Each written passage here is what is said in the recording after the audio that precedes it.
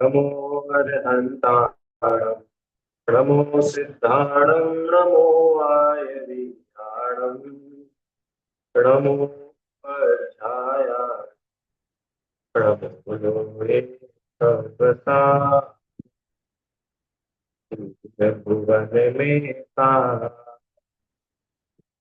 तेरा स्वरूप शिव का योग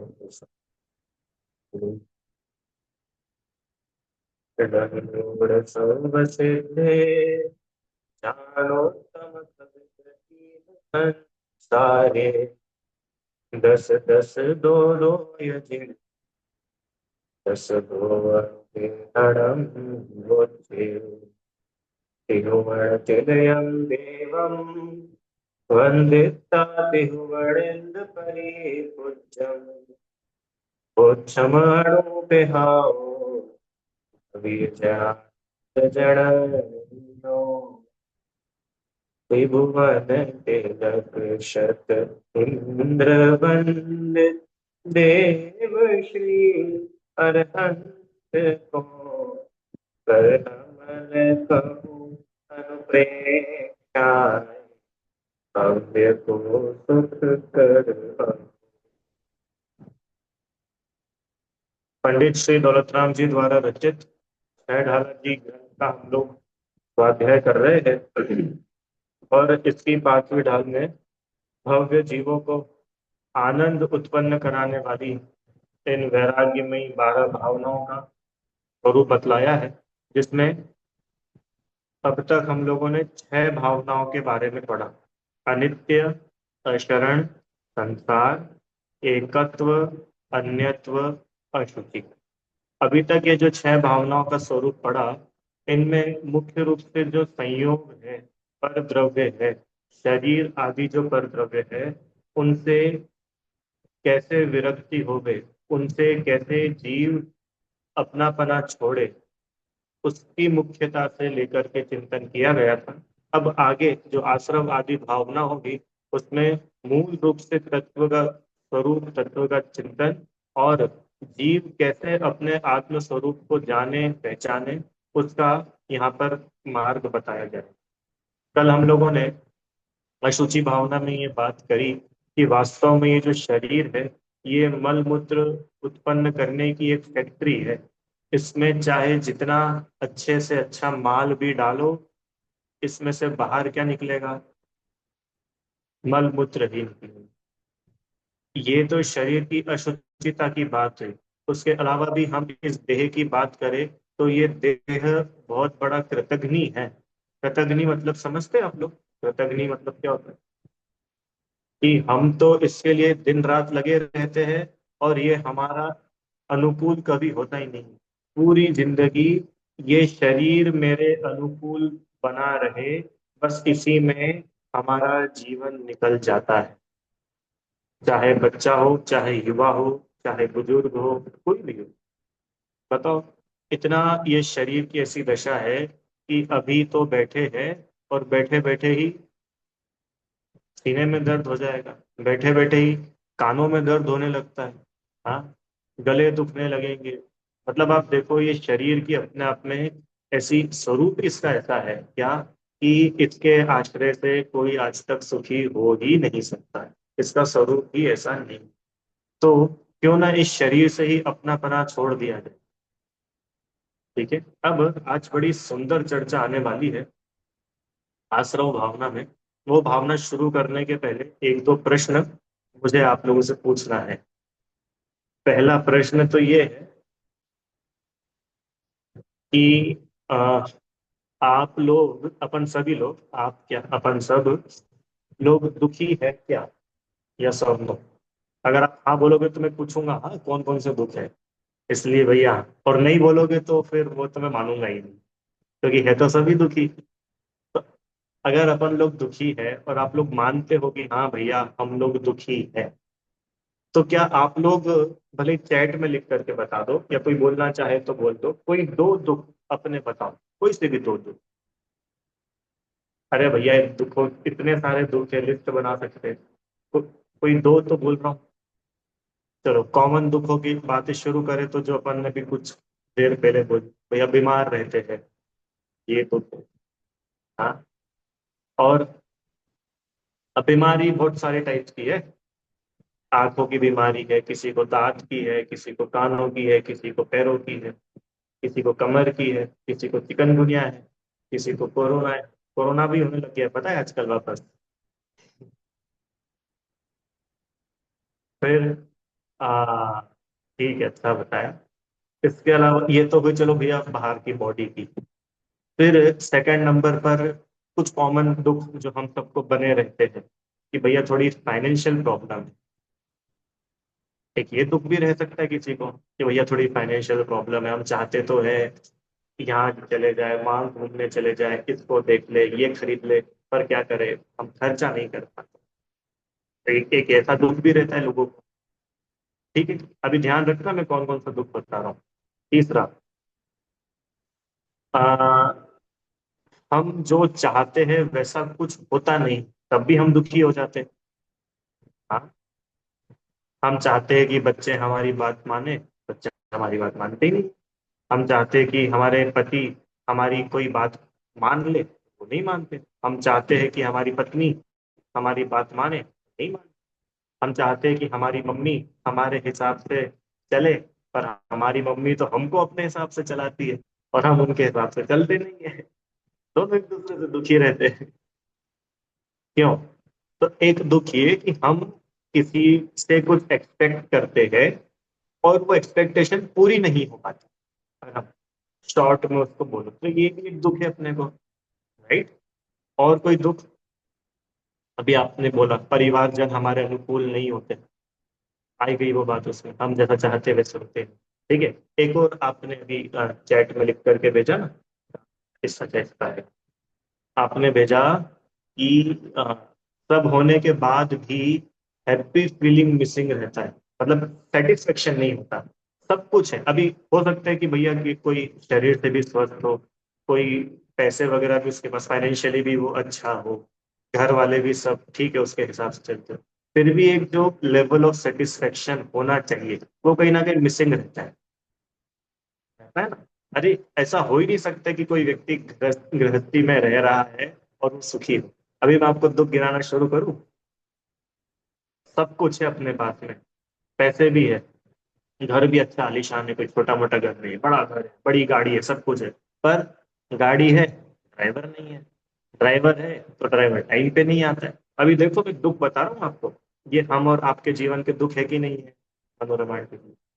अब घर तो भैया हमारा बड़ा बहुत बड़ा है, अब वो घर की सफाई करने के लिए बाई नहीं मिल रही। ये तो इंटरनेशनल दुख है, क्यों? नेशनल भी पता नहीं, विदेशों में तो शायद बाई नहीं होती है, भारत में ज्यादा होती है। ठीक है। तो भारत लेवल का तो है, भैया बाई नहीं मिलती है। अच्छा मिलती है तो हमारे हिसाब की नहीं मिलती है हमारे हिसाब की नहीं मिलती। वो भाई भाई भाई नहीं भाई, और वो सफाई अच्छे से नहीं करती है। मतलब आप देखो, कभी भी अपने को, वही जो आपने बोला, कुछ ना कुछ एक बैड फीलिंग हैप्पी फीलिंग आती नहीं है। चाहे कुछ अच्छे से अच्छा भी मिल जाए ना, तो भी हम लोग सेटिस्फाई नहीं हो पाते, हम दुखी ही बने। ये तो मैंने कुछ आपको एग्जांपल्स दिए दुख के। हाँ, और फ्यूचर, प्रेजेंट में क्या, फ्यूचर का भी दुख बना ही रहता है, पता नहीं आगे क्या होगा, आगे क्या होगा, राइट। तो अब आपको थोड़ा समझ में आए ये जो दुख, अभी दो तीन बात करी, और कुछ देखो, पता नहीं घर में क्या चल रहा है, देश में क्या चल रहा है, रिश्तेदार हमसे नाराज हो गए, हम उनके यहाँ गए थे वो हमारे आए नहीं। बताओ, हम हर बर्थडे पे उनको विश करते हैं, रात में 12 बजे हमारा मैसेज चले जाता है, और बताओ उनका हमारे पास कॉल तो छोड़ो, मैसेज भी नहीं आया, और जबकि व्हाट्सएप ग्रुप में वो एडेड है, उनको पता भी है कि आज हमारा बर्थडे है, फिर भी उनने विश ही नहीं किया। बोलो ये दुख है कि नहीं है ना? अरे ऐसा लगता है कि नहीं, बताओ यार, उनने हमको विश ही नहीं, हम इतना अच्छे से तैयार होकर के गए और किसी ने हमारी तारीफ ही नहीं करी। बोलो, कितनी मेहनत से हमने पूरे 3 घंटे उस दिन, 3 घंटे तो बहुत कम है, 3 घंटे में शॉपिंग कर ली थी, पूरे मार्केट की सारी दुकानें घूम करके आए थे, और बिल्कुल एक्सक्लूसिव खरीद करके लाए। हाँ, एक्सक्लूसिव खरीद करके लाए थे और सोचा था कि इसको पहनकर फंक्शन में जाएंगे और कोई तारीफ करेगा, तो बताओ किसी ने कुछ बोला नहीं। ये देखो अभी देखा आपने, असुरक्षित, इनसिक्योरिटी बनी रहती है अलग अलग। इनसिक्योरिटीज भी बहुत सारे टाइप की होती है भाई, हमारा सामान नहीं चला जाए, हमारे साथ कुछ नहीं हो जाए, परिवार के साथ कुछ नहीं हो जाए, हमारे साथ जो चल रहा है वो ऐसा ही चलता रहे, शेयर मार्केट नहीं गिर जाए, इकोनॉमी नहीं, अरे कितनी चलती रहती। हाँ कि ना, है ना। अब देखो, अब समझना, अभी तक छह भावना पढ़ ली, फिर भी अपने को ये दुख दुख लग रहे हैं। माने वो जिस लेवल का वैराग्य उत्पन्न होना था वो भी नहीं हो पाया, नहीं हो पाया ना। इसके लिए मुनिराज तक इन 12 भावनाओं का पुनः पुनः पुनः पुनः चिंतन करते हैं। ये बिल्कुल भ्रम में नहीं रहना अरम भैया, कि हाँ भैया वो तो पढ़ ली हमने 12 भावना, हाँ हमको तो याद भी हो गई।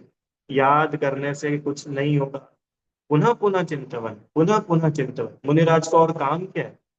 मुनिराज यही तो करते, इसके अलावा वे करते क्या है? ज्ञान ध्यान तपोरुत्र, या तो स्वाध्याय आदि, अथवा ध्यान, अथवा तप तपस्या। वो अपना पूरा जीवन इसमें लगाते हैं, और इसी का नाम है जो चौथी डाल के लास्ट में पढ़ा था, समाधि। समाधि की तैयारी, वैराग्य, समता। आई के बाद समझ में।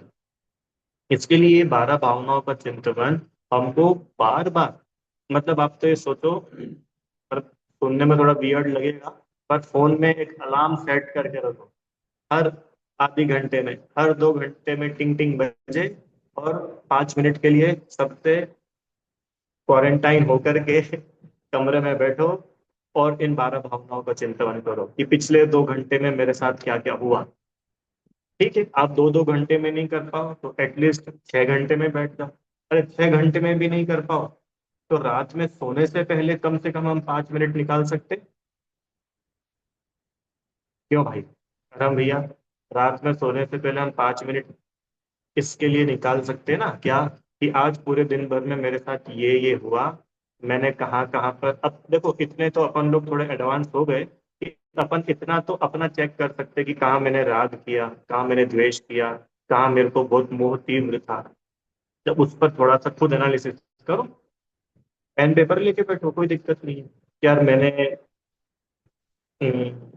हमने उससे झगड़ा कर लिया था, अब करना चाहिए था कि नहीं, करना तो नहीं चाहिए था, अब क्यों करा? क्योंकि मैंने उसको अच्छा माना था, मैंने ऐसा एक्सपेक्ट किया था वो मेरा साथ देगा, अब उसने मेरा साथ भी नहीं दिया।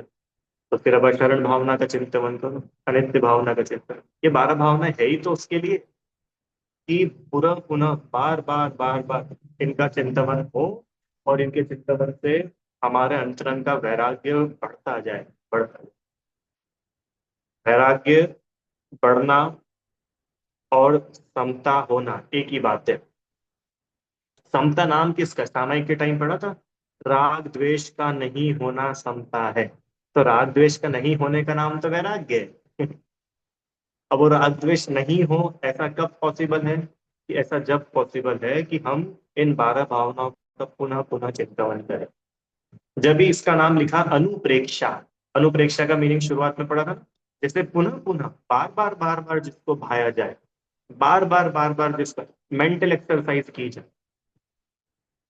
मेंटल एक्सरसाइज, ज्ञान में बार बार उसका घोलन हो, उसका नाम है भावना, अनुप्रेक्षा।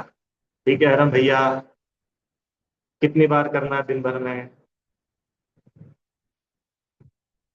बारंबार। हाँ, तो बारंबार बोलोगे तब एक बार कर पाओगे, अब एक ही बार बोलोगे तो पता नहीं कितनी बार करोगे। आ रही है ना बात समझ में? बार बार करना। 12 भावना अपने पास में है, बहुत सारी 12 भावना आपको जिनवाणी में भी मिल जाएगी। उन 12 भावनाओं को पढ़िए और उनमें से चिंतन करिए। ठीक है, तो दुख क्यों होता है? कि भैया वो दूध वाला टाइम पे नहीं आता है। ठीक है, दूध वाला बदल देते हैं अब, कि वो दूध अच्छा नहीं ला के दे रहा। अभी देखना वो बाई टाइम पे नहीं, मतलब अभी तक हमको क्या लग रहा है कि ये हमको दुखी कर रहा है, ये परेशान कर रहा है, इसकी वजह से दुखी है, ये हैरान कर रहा है, गर्मी बहुत है, महंगाई बहुत है। भरोसा नहीं है कब पाकिस्तान वाले मिसाइल गिरा दे, हम दुखी हैं उस वजह से, राइट।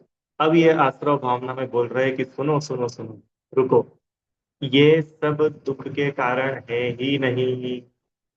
अभी आश्रव भावना हमको ये क्लियर करेगी कि जिन्हें हम दुख का कारण मान करके अभी तक हैरान परेशान हो रहे हैं ना, ये तो वास्तव में दुख के कोई कारण है ही नहीं। तो भैया क्या है दुख के कारण? चलिए अपन पढ़ते हैं 9वें नंबर का छंद। तो योगन की चपलाई, ताते हैं आसव भाई, आसव दुख कार घने रे, बुद्धिवंत तिन्हें निर्वेर। जो योगन की चपलाई, चपलाई मतलब चंचलता, योगन मतलब योग, कौन सा योग? मन योग, वचन योग, काय योग। और शॉर्ट में बोले तो मन वचन काय। इन मन वचन काय की चंचलता से क्या होता है? कर्म आते हैं, कर्मों का आना होता है। देखो अब शॉर्ट में पहले एक बार आश्रव क्या होता है उसको समझ ले। शायद किसी को आश्रव के बारे में नहीं पता हो, तो बहुत शॉर्ट में अपन समझ लेते हैं, इजी। आश्रव दो टाइप के होते हैं, एक तो द्रव्य आश्रव और एक भाव आश्रव। द्रव्य आश्रव मतलब कर्मों का आना। देखो इतना तो अपन लोगों को अपन सब जानते हैं ना, हम कुछ अच्छे काम करते हैं तो अच्छे कर्म बांधते हैं, बुरे काम करते हैं तो बुरे कर्म बंधते हैं, राइट। तो वो कर्म बंधना वो एक बात है, और कर्मों का आना वो एक बात है। अरे कर्म सब जगह फैले हुए, और मैंने कोई अच्छे भाव किए तो वो कर्म आए और बंधे, तो वो जो कर्मों का आना है वो तो कहलाता है द्रव्य आश्रम। ठीक है, किसको बोलते हैं द्रव्य आश्रम? कर्मों का आना। अब भैया कर्म आ कैसे रहे? बिना इनविटेशन के थोड़ी आएंगे। तो इनको जो इनविटेशन दिया अपन ने, ससम्मान कर्मों को बुलाया, आपको सपरिवार पधारना है, तो वो कर्म आ जाते हैं। कर्म तो तैयार बैठे आने के लिए, तो उनको इनवाइट कौन करता है? अपन। कैसे इनवाइट करते हैं? मोह, राग और द्वेष, ये तीन भाव है जिनकी वजह से कर्म आते हैं। कौन से तीन भाव बोलो जल्दी? पहला मोह, दूसरा राग, तीसरा द्वेष। तो इन मोह राग द्वेष, इन भावों का होना, ये तो है भावाश्रम। और इन मोह राग द्वेष भावों की वजह से जो कर्म आए वो है द्रव्याश्रम। ठीक है। अब प्रश्न कि भैया आप तो बोल रहे थे मोह राग द्वेष, और यहाँ तो लिख रहे योग मन वचन काय। मन वचन काय लिख रहे हैं ना यहाँ पे, और आप तो बोल रहे हो कि योग, तो अब ये समझ नहीं आया योग का क्या सीन है वहां पे। कि देखो, मन वचन काय ये कहलाते हैं योग, और मोह राग द्वेष कहलाते हैं कषाय। कषाय, ठीक है। तो कषाय और योग के निमित्त से कर्म आते हैं। ठीक है। अब आप में से कितने लोगों ने दूसरी, आई थिंक दूसरी ढाल पढ़ी थी? दूसरी ढाल में आया था सात तत्व की भूल। हाँ, हाथ खड़ा करना जरा भैया। सेकंड ढाल में, हाँ, सात तत्व की भूल वहां पर आई थी। तो वहां हम लोगों ने थोड़ा सा डिटेल में पढ़ा था कि ये जो आश्रव तत्व है, आश्रव टोटल 5 टाइप्स का होता है।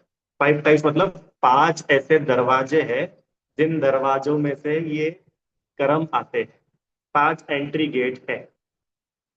जैसे एग्जिट वाले गेट 9 थे ना शरीर में, 9 द्वार बहे किनकारी, तो ऐसे आत्मा में ये कर्मों की एंट्री होती है। ऐसे 5 दरवाजे हैं। कौन से हैं वो 5 दरवाजे? वे 5 दरवाजे है, ध्यान नहीं लिखा है, ऐसे सुन लो। मिथ्यात्व, अविरति, प्रमाद, कषाय और योग। ठीक है। अब इनको और शॉर्ट में कर लो, तो मिथ्यात्व, अविरति, प्रमाद और कषाय एक साथ ले लो, और योग अलग ले लो। तो ऐसे कषाय और योग के थ्रू ये कर्म आते हैं। अब सुनो, अब पता है क्या होता है। ये जो अपन ने 5 नाम बोले ना, सबसे पहले मिथ्यात्व। मिथ्यात्व मतलब ये विपरीत मान्यता, जिसको मोह भी बोलते हैं। अविरति, अविरति मतलब व्रत आदि का भाव नहीं होना, वो अविरति।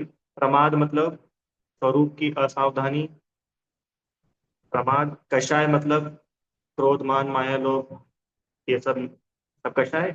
और योग, योग माने मन वचन काया की चंचलता। और ये तो हुई शरीर के एंगल से, इधर से देखे तो आत्म प्रदेशों का परिस्पंदन। परिस्पंदन मतलब समझते हैं अपन, वाइब्रेशन, कंपन।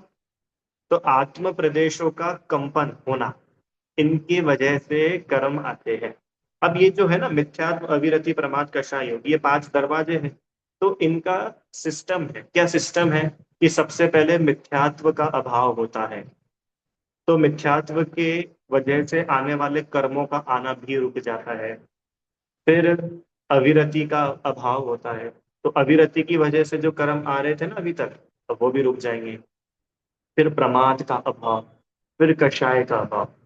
ये इन चारों का अभाव होते होते पता है क्या होता है, 12वां गुण स्थान हो जाता है।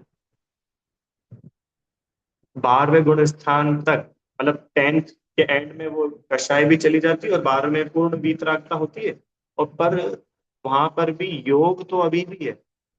और योग सुनो, 12वें तक ही नहीं, अरिहंत भगवान होते हैं ना, अरिहंत भगवान, उनके भी योग होता है, उनके भी मन वचन काया की क्रियाएं होती है, उनके भी आत्म प्रदेशों में परिस्पंदन होता है। तो अरिहंत भगवान को भी आश्रय होता है। क्या बोला, अपन लोगों को तो आश्रय होता ही है, पर आश्रम के पास दरवाजे थे। अब अरिहंत भगवान का अभी एक बचा है, कौन सा वाला, योग। तो उनके भी कर्म आते हैं, पर वो कर्म आते हैं और चले जाते, वो आत्मा से चिपकते नहीं, आत्मा से बंधते नहीं। एग्जाम्पल ध्यान आ रहा है, सामने एक दीवार है, ये पीछे दीवार है, और इस दीवार के ऊपर अपन रेत फेंको तो क्या होगा, कि रेत जाएगी, टकराएगी, गिर जाएगी। और वहीं अगर इस दीवार के ऊपर थोड़ी सी चिकनाई हो तो क्या होगा, थोड़ी चिकनाहट हो, तो अपन फेंकेंगे तो वो चिपक जाएगी। तो जो कषाय होती है ना, कषाय, कषाय है वो चिकनाहट, वो चिकनाहट है। तो योग की वजह से जो कर्म आ रहे हैं वो आत्मा में चिपक जाते हैं। और जब वो कषाय, अब अरिहंत भगवान के कषाय नहीं है, तो क्या है कि वो चिकनाहट नहीं है, तो कर्म आते तो है और चले जाते, फिर जाते। अब यहाँ पर ये योगन की चपलाई क्यों बोला, क्योंकि वो बिल्कुल एंड वाला अल्टीमेट बात बता रहे हैं कि वो योगों की चंचलता से, मन वचन काय की चंचलता से आश्रव होता है। आश्रव जो मन वचन काया की चंचलता ही आश्रव है, लिखा ना, योगों की जो चंचलता है उससे आश्रव होता है। और आगे सुनो सुनो सुनो, आश्रव दुखकार घनेरे, घनेरे मतलब, घनेरे मतलब अत्यंत भयंकर दुखदायक है। कौन, दुख देने वाला कौन है, कौन है दुख देने वाला, बताओ अब। वो काम वाली बाई, वो दूध वाला भैया, वो महंगाई, वो गर्मी, और बताओ क्या क्या ना, वो घुटने का दर्द, चोरी, इनसिक्योरिटी है। दुख देने वाले है कौन, सुनो, दुख देने वाले वो सब नहीं है जो दुनिया में हमको दिख रहे हैं। हमें दुखी करने वाले हमारे ही आश्रव भाव है। क्या बोला, रिपीट करो, और हम अपने को दुखी कौन कर रहा है। भैया क्या बताएं, आज अभी हमारे यहाँ पास में नए पड़ोसी रहने आए, हैरान कर दिया उन लोगों, बड़े बड़े परेशान है नए पड़ोसियों से। बोल रहे सुनो सुनो सुनो, पड़ोसियों से परेशान नहीं हो, अपने आश्रव भाव से परेशान। आश्रव भाव उसको और शॉर्ट कर लो, अपने मोह द्वेष से। ठीक है। अच्छा, अब चलो अगला क्वेश्चन। कल्पना आंटी। किससे पूछे? चलिए साधना आंटी जी आप बताओ। आपको फोन आए, ठीक है, और आपको फोन आए और आप बोलो हेलो। जैसे ही आप हेलो बोलो, अब सामने से आवाज आए, बच्चा मर गया। बताओ आपको दुख होगा कि नहीं होगा? चलो मर गया तो इतनी सेंसिटिव बात नहीं करते अपन, बच्चे का एक्सीडेंट हो गया, तो ये सुनते से आपको दुख होगा कि नहीं हुआ? हुआ ना भैया। फिर बाद में पता चला कि आपका नहीं, वो इतने सारे हो रहे हैं, दुनिया भर में लाखों बच्चे रोज मर रहे हैं। अब बताओ, बच्चे के मरने पे दुख होता है या मेरा बच्चा मरा ये सुन करके दुख होता है? आई बात समझ में? क्योंकि अगर हम यूं बोले ना कि बच्चे के मरने पे दुख है, तो हर मिनट हर सेकंड इस दुनिया से बच्चे विदा ले रहे हैं, तो अपने को हर मिनट दुखी होना चाहिए क्योंकि बच्चे तो मर ही रहे। मनोरमा आंटी, आपको फोन आए और बोले चोरी हो गई, तो चोरी हो गई तो अरे भगवान, अभी तो हमारा नया घर बना था, पता नहीं क्या हो गया, चोरी हो गई, चोरी हो गई। और फिर पता चला कि नहीं, कहीं और। अब कहाँ चला गया सारा दुख? इसका मतलब समझ में आया? दुख चोरी का नहीं है, मेरी चीज चली गई, तो वो जो मेरा पना है, मेरा उस वस्तु में राग था, तो उस राग का दुख है। आप लोग को मेरी बात आ रही है क्या समझ में? दुख का असली कारण क्या है, ये बात चल रही है आश्रम भावना में। तो दुख का असली कारण कौन है? बहू, सास, पति, पत्नी, टीचर, स्टूडेंट, मम्मी, पापा, बच्चे, मोदी जी। कौन है दुख का कारण? हमारा मोह राग द्वेष, हमारे ही ये आश्रव के भाव। बात आ रही क्या पकड़ में? क्यों बारिश से सुख होता है कि दुख होता है? बोलो। बारिश से सुख होता है कि दुख होता है? कि जिसके लिए वो बारिश अच्छी है उसको सुख होता है, और जिसके लिए वो बारिश बुरी है उसको दुख होता है। मतलब बारिश से सुख दुख नहीं हुआ, अच्छा और बुरा मानने से सुख दुख हुआ। तो वो अच्छा बुरा मानना ही तो राग द्वेष है। आई बात समझ में? क्यों रहा? पेपर में न्यूज आई, क्या न्यूज आई? बेंगलोर में बाढ़ आ गई। पता है आपको बेंगलोर में बाढ़ आ गई? तो अपन दुखी हुए कि नहीं हुए? आइयो, अपने को क्या। पर अपना बच्चा बेंगलोर में रह रहा हो और उसके एरिया में बाढ़ आ जाए, अब क्यों? अभी तो अपन इंदौर में ही बैठे हैं कि नहीं नहीं नहीं, हमारा हमारा दिल का टुकड़ा।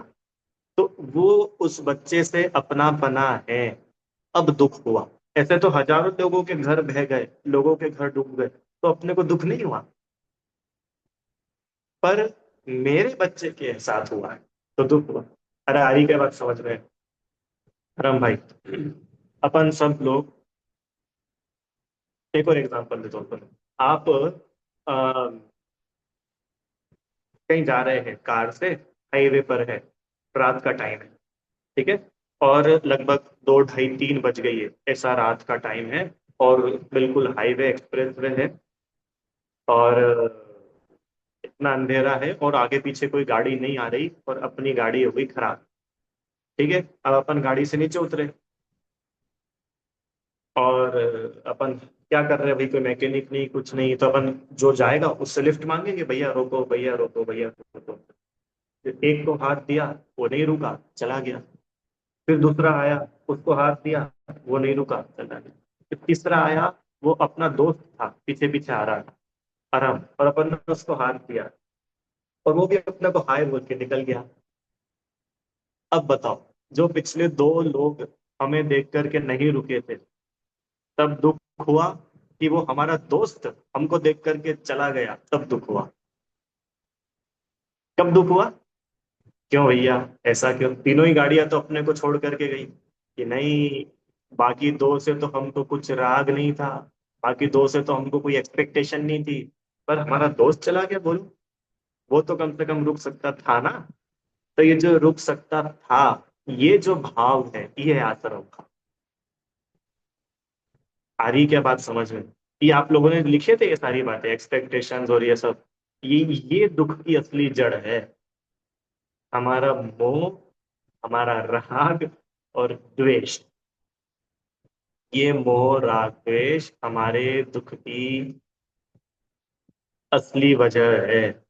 बाकी की दुनिया नहीं असली वजह। ये आश्रव भावना ये बता रही है कि तुम आश्रव को समझो। एक्चुअल में आश्रव बोलते किसको? कोई दूसरा हमको कर्म नहीं बंधा रहा, किसी दूसरे की वजह से कर्म नहीं आ रहे। आती है पूजा में लाइन, ध्यान है किसी को? जड़ कर घुमाता है मुझको, यह मिथ्या भ्रांति रही मेरी।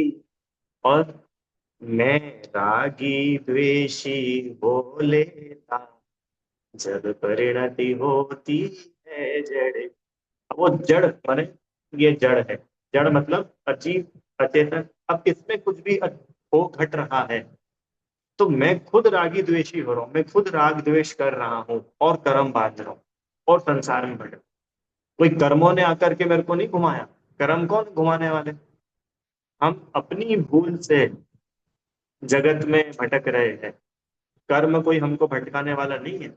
ये आश्रव भावना समझा रही है कि भाई वो जो कर्म आ रहे हैं ना, एक बार उसका मैकेनिज्म समझो, उसका स्वरूप समझो। वो कोई खुद से नहीं आ रहे। वो इतने इज्जतदार है, बिना इनविटेशन के कहीं नहीं जाते। अब तुम उनको इनविटेशन दे रहे हो बिल्कुल पीले चावल लेकर के, तो वो तो आएंगे। और मनुहार के इतने कच्चे हैं कि एक बार इनवाइट करो वो तो आ जाते हैं। कर्मों के साथ ऐसा नहीं है कि बार बार बुलाना पड़ेगा। है बिल्कुल पक्के, बिना इनविटेशन के कहीं नहीं जाएंगे। पर आपने जरा सा उनको इनवाइट किया, वो तो आए।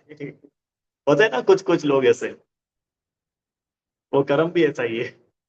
अब इनवाइट किया है, अब बोल रहे हो कि भैया हम बड़े हैरान हैं, हम बड़े परेशान हैं, ए भैया कर्म का उदय आया। तो दुखी क्यों हो रहे हो? तुम नहीं बांधे थे, तुम मत बांधते ना। अभी वो अन्य मैंने पढ़ा था, एकत्व भाव था। सुख दुख कोई बांट नहीं सकता, अपने कर्मों का फल अपने को ही मिलेगा। अब यहाँ तो ये बोल रहे हैं कि वो कर्म आए कैसे? किसी दूसरे की वजह से नहीं आए, हमारी ही वजह से, हमारे ही वो आश्रव भाव। तो एक्चुअल में, और उस व्यवस्थित समझे, कोई दूसरा तो दुख का कारण है ही नहीं। कर्म का उदय भी दुख का कारण नहीं। क्यों कर्म का उदय दुख का कारण नहीं है? क्योंकि कर्म तो जड़ है। जड़, अचेतन, किसी को दुखी नहीं कर सकता। वो कर्म का उदय जब आ रहा है, उस सिचुएशन में जो मैं मोह राग द्वेष करता हूँ, उन मोह राग द्वेष की वजह से मैं दुखी होता हूँ, और दुखी होकर के फिर नए कर्म बांधता हूँ। और ये साइकिल चलती जाती है। आई आपको समझ में साइकिल? स्वाति आंटी से क्या साइकिल है? किसी कर्म का उदय आया, कुछ भी अपने साथ में घटना घटी, राइट?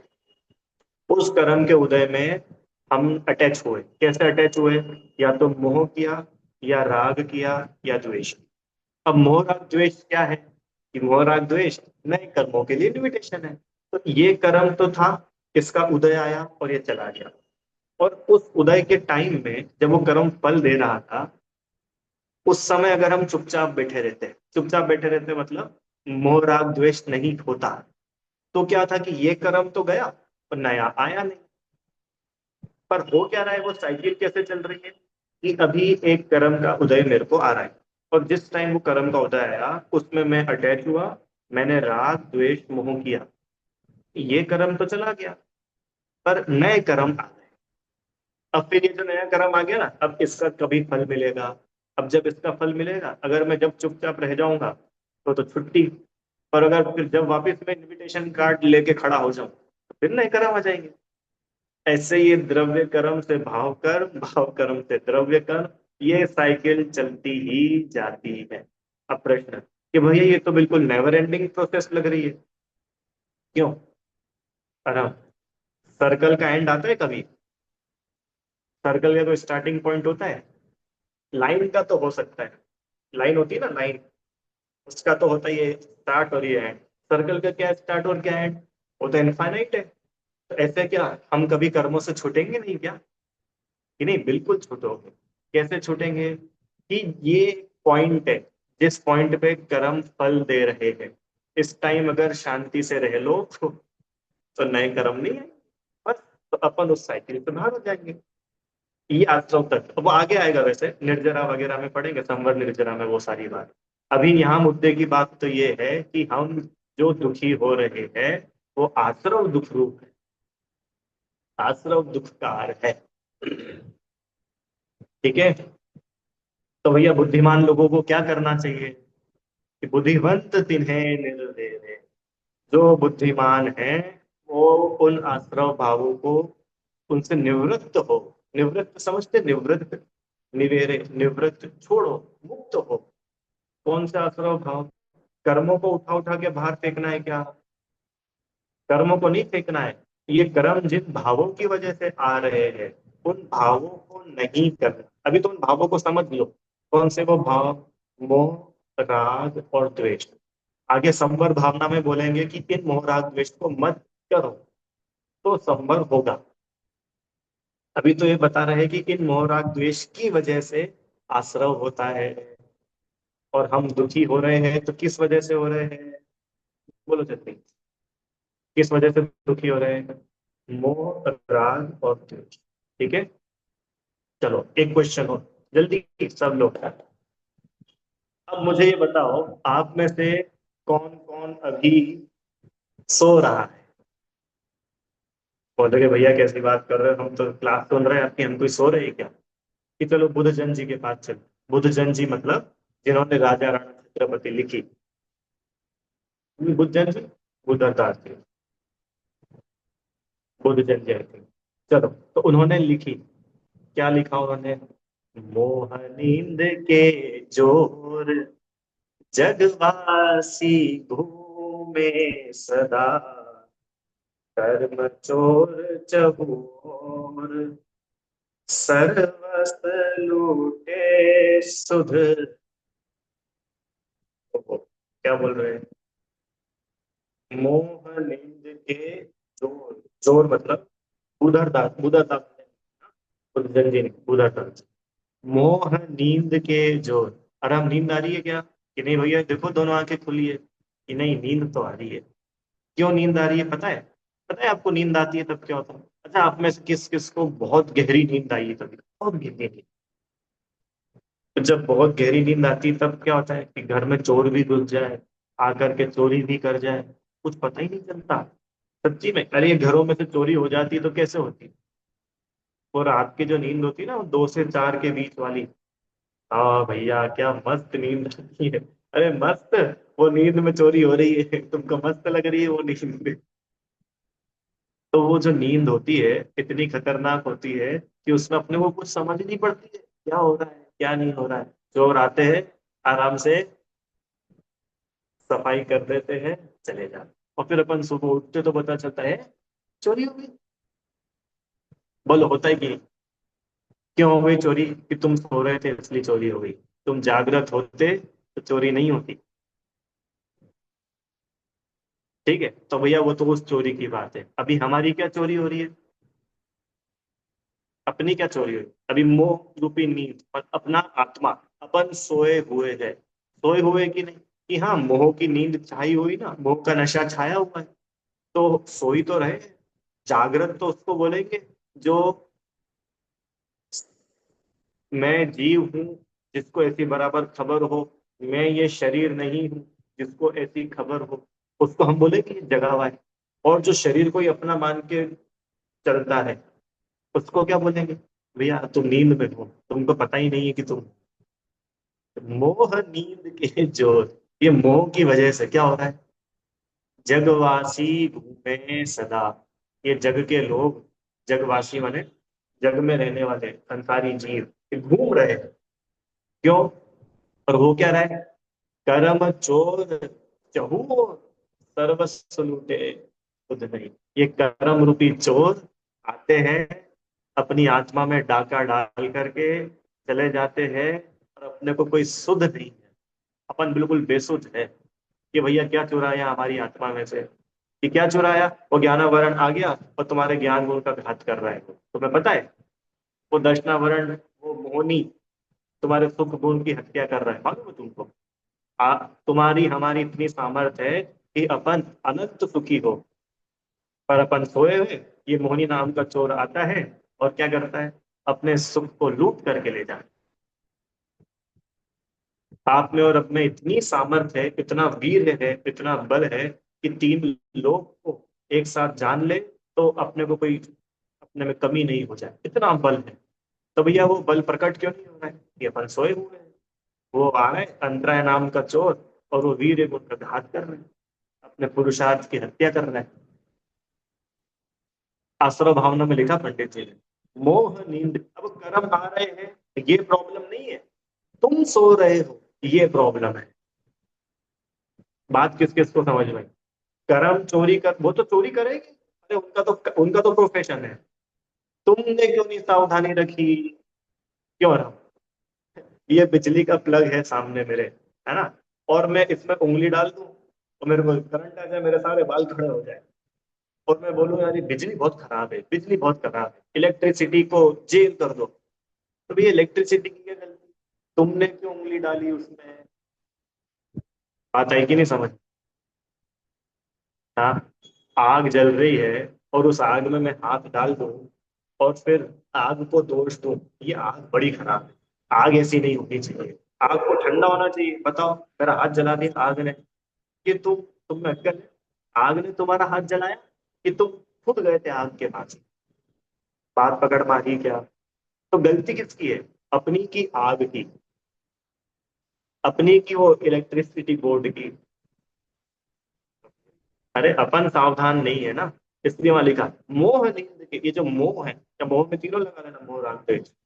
ये मोह राग द्वेष जो आत्मा में हो रहे हैं, विकारी भाव, इसकी वजह से वो कर्म आकर के लूटपाट मचा रहे, हंगामा कर रहे हैं अंदर, और तुम हैरान हो रहे हो, फिर दुखी हो रहे हो। जब कर्म का उदय आता है तो फिर जीव दुखी होता है ना। तो पूरे आठों कर्मों से क्या क्या अवस्थाएं बनती है देखो। अभी ज्ञानावरण का उदय आ जाए, बुद्धि नहीं चले, क्या, आयु कर्म का उदय आ जाए, मतलब आयु कर्म अपना काम कर दे पूरा, निपट जाए, चलो छोड़ो ऐसा, दूसरी जगह जाओ। मतलब देखो, एक एक कर्म से जीव दुखी होता है, आकुलता होती है। वो कर्म, कर्म की डेफिनेशन दी है, जो आत्मा का असली स्वभाव प्रकट ना होने दे, उसको बोलते कर्म। कर्म भैया, पता है अपना स्वभाव क्या है? लोकालोक को एक साथ एक समय पे अपन जाने, ये है अपनी सामर्थ्य, अपनी पोटेंशियल, कि हम पूरे विश्व को एक साथ जान लें। पर जान क्यों नहीं पा रहे भैया? ये ज्ञानावरण कर्म की मेहरबानी।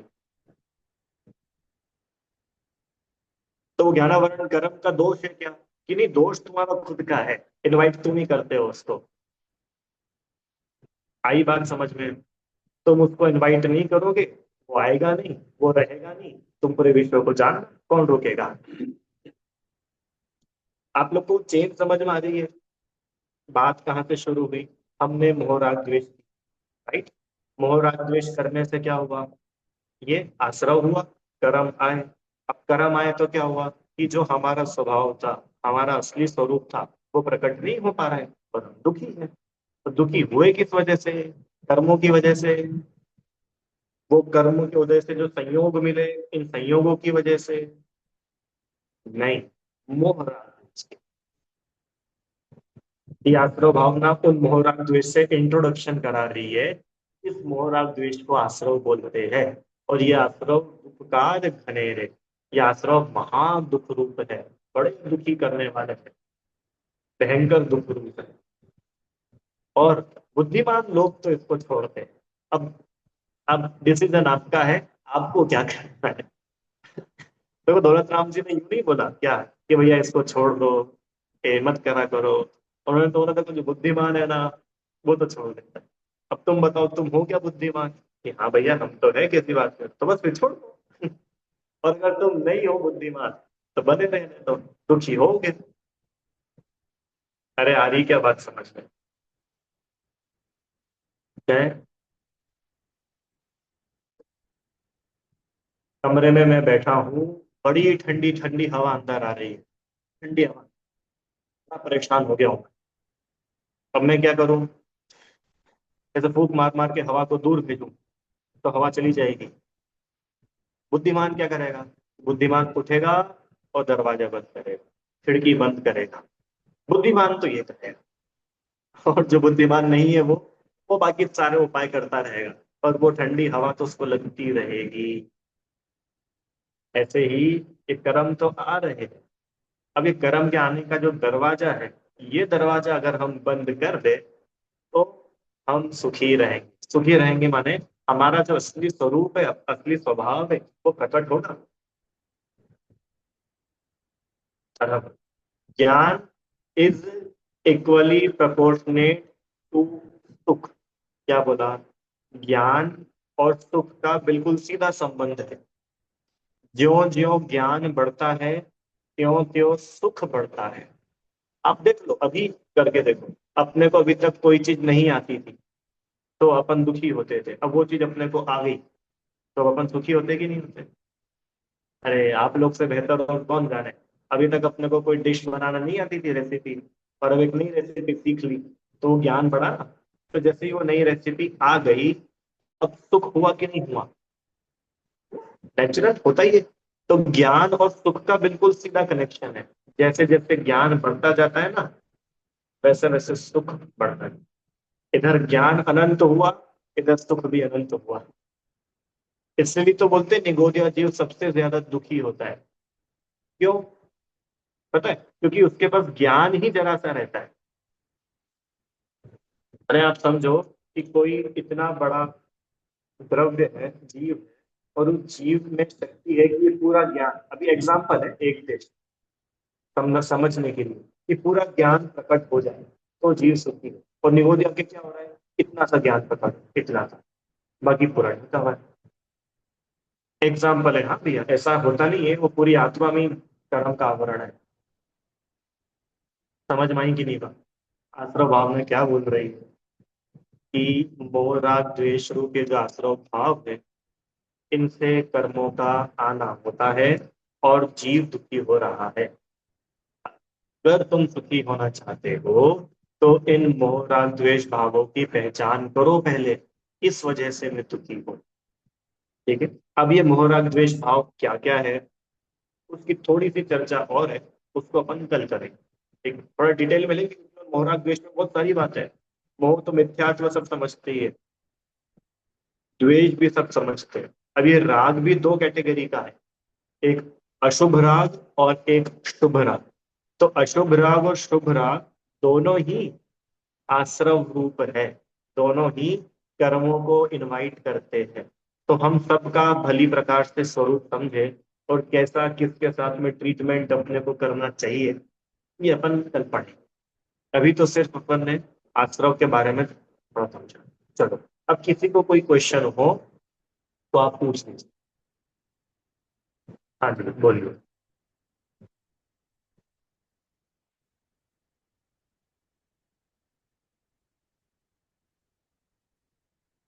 भैया आ रही है आवाज मेरी? हाँ बोलिए, क्या पूछ रहे हैं आप? हाँ भैया, मैं बोल रही थी कि ये जो शुभ राग है, तो ये भी क्या कर्म बंध का कारण है? मीन्स जैसे मंदिर जाना या अरिहंत भगवान की प्रतिमा में अपना प्रतिबिंब देखना, तो ये जो शुभ राग है ये भी कर्म बंध का कारण है? बिल्कुल, अभी कल पढ़ेंगे उसको डिटेल में, इसलिए मैं अभी बहुत जल्दी में उसको क्लियर नहीं कर पाएंगे। कल पूरी बात इस पर ही चलेगी कि मोह राग द्वेष। अभी सबको शुभ राग का नंबर बहुत एंड में आएगा। अभी तो अपने को मिथ्यात्व से लड़ाई करनी है, फिर द्वेष से लड़ाई करनी है, फिर अशुभ राग से ठीक लड़ाई करनी है, फिर वो शुभ राग की बात आएगी। ठीक है? ठीक है। करेंगे उसको भी, ठीक है। कल करेंगे। हाँ जी। जी। जी भैया। आप क्या पूछ रहे थे? हाँ जी। भैया, ये जो हम बात करते हैं, मैंने देखा जो ज्ञानी जीव भी देखे मैंने, तो ये स्वाध्याय करने से या आश्रव या इन सब का स्वरूप समझने के बाद भी कसाय मंद तो होती दिखती है। मतलब आपको लगता है कि हाँ ये जीव विद्वान है, ये गुस्सा नहीं करेगा, बट एक्चुअली वो सिर्फ दबा हुआ दिखता है, बट होता नहीं है। तो प्रैक्टिकल में तो ये चीज कितनी कठिन होती हुई दिखती, क्योंकि जब ज्ञानी लोग भी गुस्सा करते हैं तो फिर अपन लोग कैसे कंट्रोल करें इस चीज को? हाँ, शुरू में बताया था ये कि इसीलिए हमको बार बार इस 12 भावनाओं के चिंतन की आवश्यकता है। क्योंकि ये क्या है, मोहराग द्वेष के भाव, या और उसको खोले तो ये कष्टाय, या कोई प्रसंग बनते हैं तो अंदर में इतनी दृढ़ता नहीं होती कि भैया कोई सिचुएशन आए और उस सिचुएशन में मैं एकदम काम रहूं, कूल रहूं। कोई मुनिराज जैसी वीतरागता तो है ही नहीं। तो वो मुनिराज जैसी वीतरागता की लेवल तक जाने का प्रोसेस ही ये है कि पुनः, अभी आप देखो ना, चौथी ढाल से छठी ढाल के बीच का ब्रिज है ये 12 भावना। तो वो मुनि दशा आए उसके लिए आवश्यक है कि पुनः पुनः पुनः मेंटली हम इसका विचार चिंतन करें, इन 12 भावनाओं के ईमानदारी से इसके ऊपर विचार करें। तो पता है, जैसा जैसा अपन जितना विचार करते जाते हैं ना, उतनी हमारी कषाय मंद होती जाती है, घटती जाती है। देखो अभी कई बार अपने को ऐसा लगता है ना कि भैया वो आप में पढ़ाते हो जब तक तो हमको लगता है, और उसके बाद पता नहीं सब खत्म हो जाता है। तो ये क्यों होता है? हाँ। जितने टाइम अपन पढ़ते हैं अपना पूरा उपयोग मन सब इसमें लगा रहता है, अपना विचार सब इसी में चलता है। तो जितने टाइम अपना विचार उपयोग यहाँ चला, उतने टाइम वो कषाय मंद हुई, राइट। बाद में फिर आ जाती है, क्यों? क्योंकि वो विचार चलना बंद हो गया। तो हमारी भूमिका में, हमारे लिए कोई भी हो, चाहे कोई विद्वान हो, चाहे कोई अपन लोगों जैसा सामान्य व्यक्ति हो, चाहे कोई त्यागी व्यक्ति हो, चाहे मुनिराज, अरे मुनिराज तक भी बार बार इन 12 भावनाओं का, तत्वों का अभ्यास, स्वाध्याय, विचार करते हैं। उस स्टेज पे पहुंचने के बाद भी तो सोचो अपन लोगों को कितना अलर्ट होकर के ये तत्व विचार आदि की आवश्यकता। और सुनो, तत्व विचार सिर्फ बौद्धिक लेवल पर ही नहीं, बौद्धिक लेवल पर करके उसका निर्णय करते चला। अभी शायद आप लेट आए थे, हमने बात की थी कि जब रात में हम सोए तो सोने के पहले 5 मिनट हम इस पर दे, आज दिन भर में क्या क्या हुआ, अच्छा बुरा। अब उस अच्छे को हम और हम्म। अच्छा कैसे बना सकते हैं, और जो बुरा हुआ वो अगली बार से क्यों कैसे ना हो, उसके लिए हम क्या कर देना। आप 5 मिनट, तो पता है ये आज के 5 मिनट कल जब वो घटना घटेगी तो वो आपको हेल्प करेंगे। भैया, ये चीज जो आप बोल रहे हो ना, ये आप पहले भी बोले ना, ये अपन करते भी हैं, कोशिश करते हैं। बट वो प्रसंग ऐसा आता है तो वो उस समय थोड़ी देर को शांत, वो भाव आके आएगा ही आएगा। उसके बाद जो हम मनाते हैं, तो ये तो कसाय को दबाना ही हुआ ना। बट भैया कहीं नहीं, ना कहीं अनकॉन्शियस माइंड में वो बैठा रहेगा क्या, कि नहीं वो देखो, निकल ही जाएगा?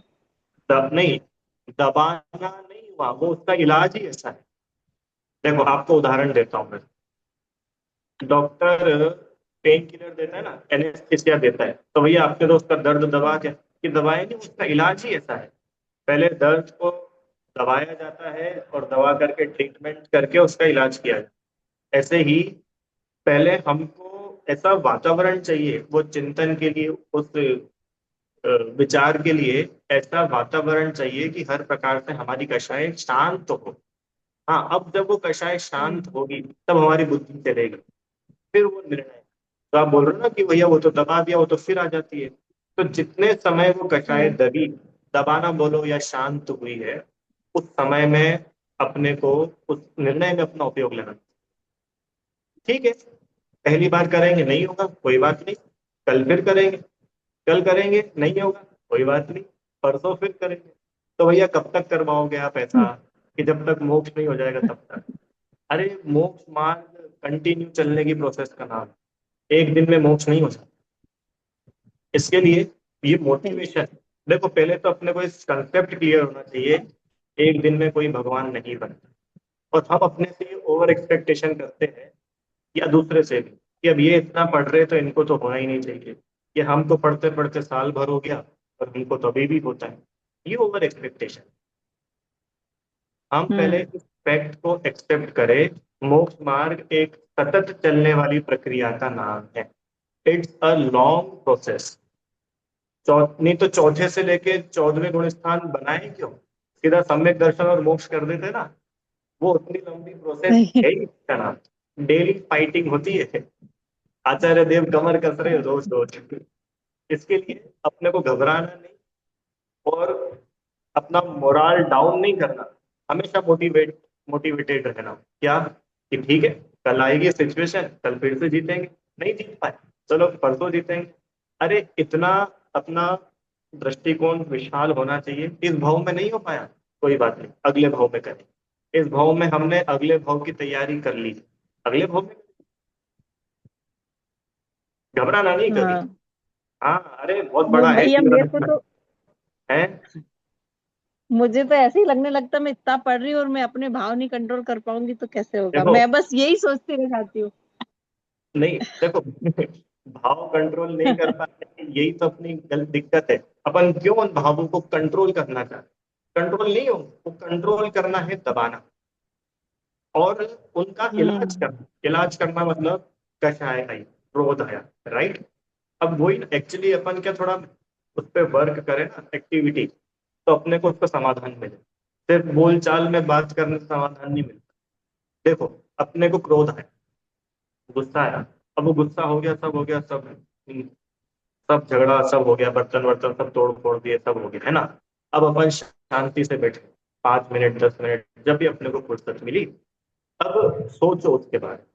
क्या सोचो कि ये गुस्सा क्यों किया था, ठीक है, राइट। अब उस गुस्से की कैटेगरी डिसाइड करो, क्या मेरा ये गुस्सा करना ठीक था या ठीक नहीं था। मान के चलो, बच्चे ने गलती करी और मैंने बच्चे को डांटा, तो ये ठीक था। मैं माँ हूं, तो माँ के लिए बच्चे को डांटना ठीक है। हाँ, कोई गलती करे और मुनिराज चाटा मार दे तो मुनिराज के लिए ठीक नहीं है, क्योंकि उनके लेवल पर वो कषाय योग्य नहीं। पर हम हैं, तो हमारी तो इतनी कषाय है ही ना। हमारे कौन सी अप्रत्याख्यान प्रत्याख्यान सब चली गई।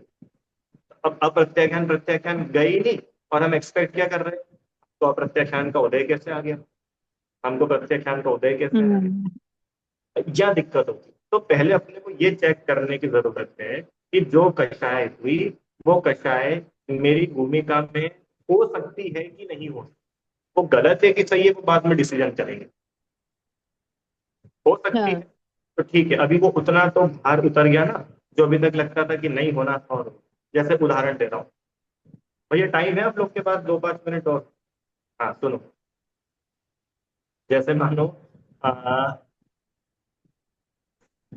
अपन किसी शादी में गए, ठीक है, और वो शादी में गए और शादी में जा करके आपको, अष्टमी का दिन था और अब शादी थी तो जाना पड़ा, और वहां पे जाकर के आपको रसमलाई देख करके रसमलाई खाने का मन हो गया, ठीक है। अभी एग्जाम्पल लेके चलना है। हाँ। अब उसके बाद अपन सोचे, अरे बताओ हम कितने बड़े पापी हैं, हम पक्के में, हम तो नरक जाने वाले। वो तो अष्टमी के दिन, वो भी बाजार के रसमलाई खाने का भाव, छी छी छी। अब ये है ओवर एक्सपेक्टेशन। क्यों ओवर हाँ। एक्सपेक्टेशन? कि रसमलाई खाने का भाव क्या कोई गलत भाव है क्या? कोई हमने मांस मटर मछली खाने का भाव कर लिया क्या? नहीं, रसमलाई हम्म। हाँ ठीक है, अष्टमी को आ गया, कोई बात नहीं। पर कोई बहुत एक्स्ट्रा कुछ गलत बड़ी मिस्टेक थोड़ी है। वो हो सकता है, वो पॉसिबल है। हाँ, अगर ऐसा कोई भाव आ जाए, कैसा भाव कि मैं तो इसको मार के काट के पका के खा जाऊं, तब फिर भी ये हम्म। सोचने लायक है कि यार भैया ये तो बहुत अपने को खोटा। श्री गुरु तो बोलते हैं कि तुझे इतना खोटा भी भाव आ जाए ना, तो भी तू चिंता मत कर। तेरे को ये रियलाइज हो गया ना कि खोटा भाव था, बस आजा, तू भगवान बन जाएगा। अनजान चोर कैसे भगवान बन जाए उसी भाव में? हम्म।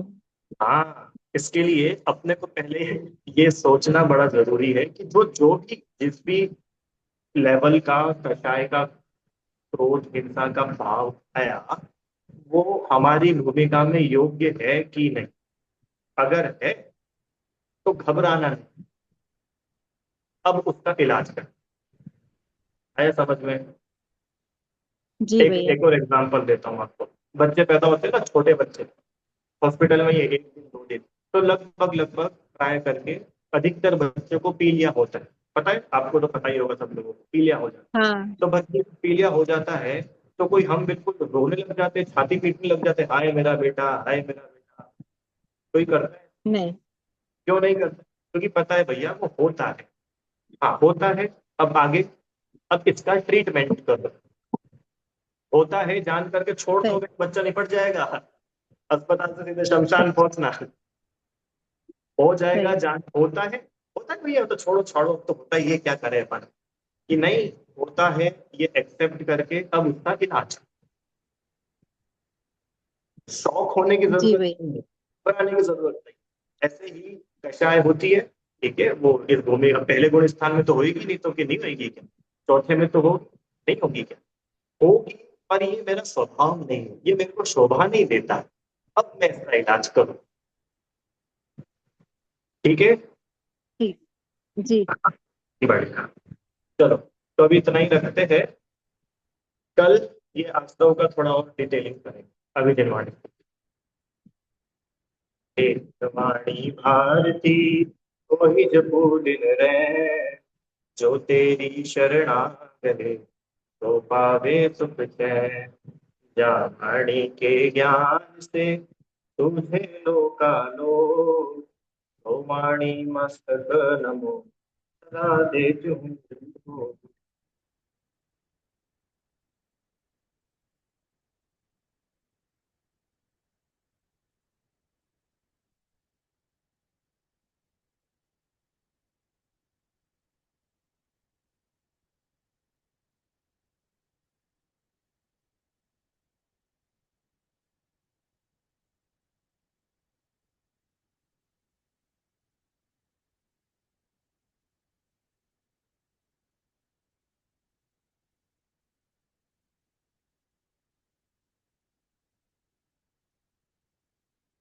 जय बोलिए द्वादशांतमयी जिनवाणी माता की जय। महान जय धर्म की जय।